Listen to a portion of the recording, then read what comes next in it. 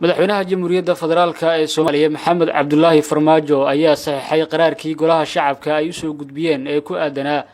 matalaadda gobolka Banaadir uu ku yeelanayo golaha aqalka sare ee baarlamaanka Soomaaliya.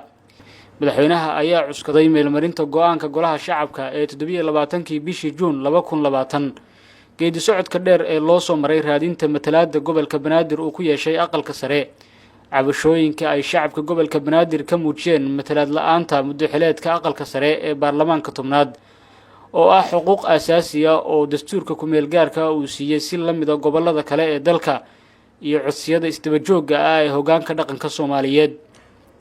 sidaas daraadeed madaxweynaha jamhuuriyadda Soomaaliya Maxamed Cabdullaahi Farmaajo waxa uu xeeriyay in gobolka Banaadir uu ku yeesho baarlamaanka 11aad 13 kursi. madaxweyne Farmaajo ayaa faray golaha xukuumadda inay xeeriyaan habraac u gaar ah matalaadda gobolka Banaadir oo ay ka muuqato isku dheelitirnaan bulshada Soomaaliyeed ah iyadoo oo ay qadarin gaar ahna laga siinayo deegaanada caasimadda ah lana fuliyo inta lagu guda jiro doorashada aqalka sare ee baarlamaanka 11aad.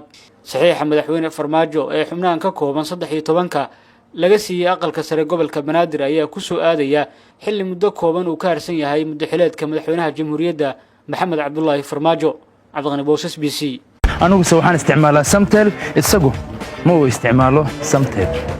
أنا وين بدل ما سمتل كهذا الكراه بس السجو السدا نص من كراية ورما هي رمية ورنتي أفر اللي باتنك السعادة وحن كهذا لبكون إيشان بقول أوشيلن هو بلاش بشي أردنا وحن كهذا $5 أو كلية عادي ما هو محل مرور يقول شيء قوي فكر